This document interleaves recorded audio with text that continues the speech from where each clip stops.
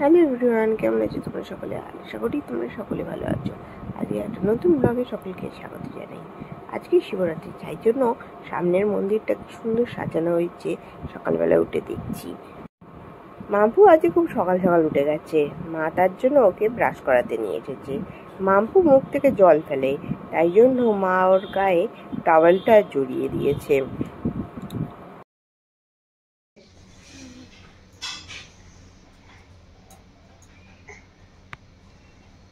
বই করতে যাবে তুমি? হ্যাঁ মামা, যা লোডশেডিং হয়ে গেছে, যা যা লোডশেডিং যা।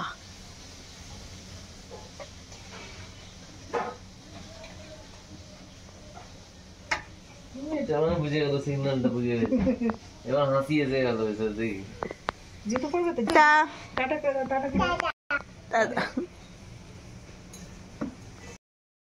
আজকে সকাল 11:30 থেকেই শিবরাত্রির তিথি শুরু হয়ে গেছে, আর কালকে সকাল 9:30 অবধি এই তিথি থাকছে। এখন বাজে সকাল 11:30। আমি তাই ঠাকুরের পুজো করতে বসে পড়েছি। বাড়ির পুজোটা আগে করে নেবো সকালে সকালে, আর সন্ধেবেলায় গিয়ে মন্দিরে শিবের মাথায় জল ঢালবো। শিবরাত্রির দিনে অনেক মানুষজনই গঙ্গায় যায় চান করতে। আমি যখন ছোট ছিলাম তখন ফ্যামিলির সবাই মিলে আমরাও গঙ্গায় যেতাম, কিন্তু এখন আর গঙ্গায় যাওয়া হয়ে ওঠে না। আজকে সকালবেলা উঠে আদিত্য হঠাৎই আমাকে বলল ও নাকি এবছর শিবরাত্রির পুজো করবে। তো আমি বললাম ঠিক আছে কর। তো ও কিছুই জানে না কিভাবে পুজো করতে হয়, তাই আমি ওকে একটু একটু করে বলে দিচ্ছি। সেই মতনই ও ঠাকুরের কাছে পুজো করছে। মামপুর একটা অভ্যাস হয়েছে, এখন সাইকেলে বসলে ও এখন আস্তে আস্তে চালালে হবে না, ওকে জোরে জোরে গোল করে ঘোরাতে হবে। সেটাতে ও খুব মজা পায়। যে থাকুক না কেন তাকেই বলবে জোরে জোরে ঘোরাও। মামা, ঠাকুরকে পুজো করেছো? শিব ঠাকুরকে পুজো করেছো? হ্যাঁ ওই মামা, শিব ঠাকুরকে তুমি পুজো করেছো?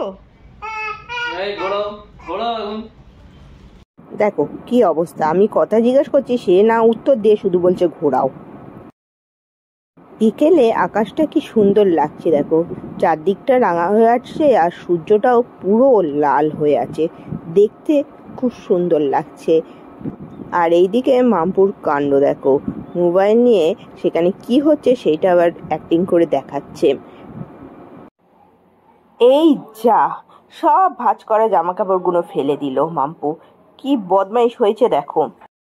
ওই দেখো আমার কুর্তিটা এনে পূর্ণিমাদিকে বলছে সেটা নাকি ওকে পরিয়ে দিতে হবে। কুর্তিটা পরে তার অবস্থা দেখো কি লাগছে তাকে। সে কিন্তু খুব মজা পেয়েছে এই বড় কুর্তিটা পরতে পেরে। তাকে আবার ভিক্টি সাইন দেখাতে বলা হয়েছে বলে সে আবার ভিক্টি সাইন দেখাচ্ছে। এখন বাজে সন্ধে 6টা, পুজো দিতে যাব, তাই শাড়ি পরছি বলে মাম্পু এসে গেছে আমার শাড়ির কুচি ধরার জন্য। সে এখন বসে বসে আমার শাড়ির কুচি ঠিক করে দিচ্ছে। আমি ওকে জিজ্ঞেস করছি ঠিক আছে তো? ও বলছে হ্যাঁ ঠিক আছে। মা ঠাকুর মন্দিরে এখন সন্ধে দিচ্ছে বলে মাম্পুও মায়ের কাছে চলে এসেছে। মা ধূপকাঠি দেখাচ্ছে বলে মায়ের থেকে ধূপকাঠি নেওয়ার চেষ্টা চলছে ওর। তাকে ধূপকাঠি দিচ্ছে না বলে সে তো কি চেঁচামেচি করতে শুরু করে দিয়েছে। সে নাকি ধূপকাঠি নেবে আর ঠাকুরকে পুজো করবে। এইটুকু ছোট বাচ্চার হাতে ধূপকাঠি দেওয়া যায় বলুন?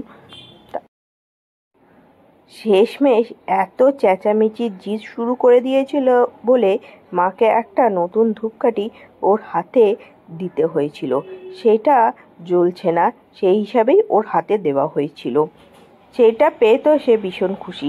সেটা নিয়ে সে ঠাকুরকে দেখাচ্ছে ঠাকুরের পুজো করছে। ঠাকুরের পুজো দেওয়ার সব ফল মালা ফুল রেডি করে আমরা এখন চললাম মন্দিরে। আমাদের সামনের মন্দিরেই এখন পুজো দিতে যাব আমি আর মা, আর আমাদের সঙ্গে মাম্পু আর আদিত্য যাবে। শিবরাত্রির দিন 4 প্রহরে শিব ঠাকুরের মাথায় জল ঢালা হয়ে থাকে। আমার পক্ষে বাবা 4 প্রহর করা সম্ভব নয়। আমি সকালে একবার জল ঢেলেছি আর সন্ধেবেলা আরেকবার জল ঢালছি। অনেকেও আবার বলে শিবরাত্রির দিনে নাকি রাত জাগতে হয়। এবছর আমি খুব লক্ষ্য করছি এইভাবে বাক্কাতে নিয়ে প্রচুর ছেলেরা সকাল থেকে যাওয়া আসা করছে। এরা মনে হয় গঙ্গা থেকে জল এনে শিব ঠাকুরের মাথায় ঢালবে। মাম্পু আগে আগেই নিচে চলে এসেছিল, তাই বাবার সঙ্গে হাত ধরে ঘোরাঘুরি করছে। শিবরাত্রির উপলক্ষে মন্দিরটা কি সুন্দর সাজিয়েছে দেখো।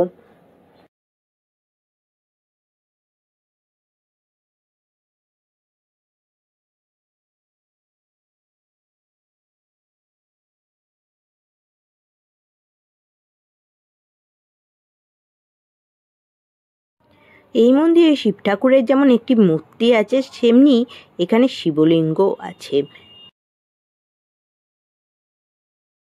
তোমরা কি জানো যে শিবরাত্রির দিন শিব ঠাকুর মা পার্বতীর বিয়ে হয়?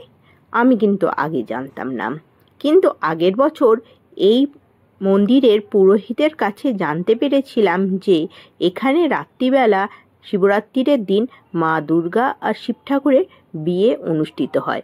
আমি কিন্তু আগের বছর জেনেও এই মন্দিরে আসতে পারিনি রাত্রিবেলা মা দুর্গা আর শিব ঠাকুরের বিয়ে দেখার জন্য। এবছরও হয়তো পারবো না, কারণ মাম্পু ছোট, ওকে ঘুম পাড়িয়ে মন্দিরে আসাটা একটুখানি অসুবিধা হয়ে পড়ে। কিন্তু মাম্পু যখন বড় হবে তখন খুব ইচ্ছা আছে একদিন এসে রাত্রিবেলা মা দুর্গা আর শিব ঠাকুরের বিয়ে দেখব মন্দিরে বসে। আমি আর মা মন্দিরের ভেতরে পুজো করছি বলে মাম্পু খুব চেল্লামিলি করছে, ও মন্দিরের ভেতরে আসবে। তাই আদিত্য ওকে নিয়ে এদিক ওদিক ঘোরাঘুরি করছে, যাতে ওকে একটুখানি শান্তভাবে রাখা যায়। পাশে একটা কালী ঠাকুরেরও মন্দির আছে, সেখানে নিয়ে দাঁড়িয়ে আছে, কিন্তু সে তো কথা শুনবে না। শেষমেশ আমি ওকে কোলে নিয়ে মন্দিরের ভেতরে এলাম ওকে দিয়ে জল ঢালাবো বলে। আর দেখলাম শিব ঠাকুরের মাথায় ও জল ঢালতে খুব মজা পাচ্ছে। ও এমনিতে পুজো পার্বণের দিকে খুব ভক্তি, ওর ঠাকুরের ভক্তি ওর প্রচণ্ড। মা যখন পুজো করে তখন ও মায়ের সঙ্গে দাঁড়িয়ে দাঁড়িয়ে পুজো করে। আর বাড়িতে পুজো হলে তো ওকে ঘন্টা বাজাতে বা শাঁখ বাজাতে দিতেই হবে। শিব ঠাকুরের মাথায় জল ঢালার পর আমরা এলাম পাশে তারা মায়ের মন্দিরে নমস্কার করতে। তারা মায়ের মন্দিরটা একদম শিব ঠাকুরের মন্দিরের গা ঘেঁষাই পুরো। একটা পাশে শিব ঠাকুরের মন্দির আর একটা পাশে তারা মায়ের মন্দির।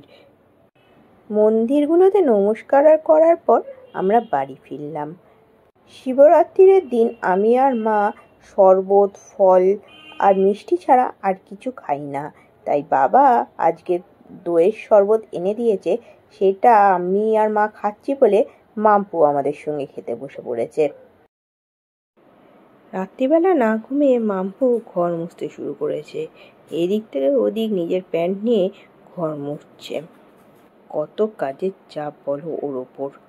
আজকের ভিডিওটা এইটুকুই থাক। ভালো লাগলে লাইক, শেয়ার অ্যান্ড সাবস্ক্রাইব করতে ভুলো না। সকলে ভালো থেকো, সুস্থ থেকো আর সকলকে ভালো থেকো। Tata, by.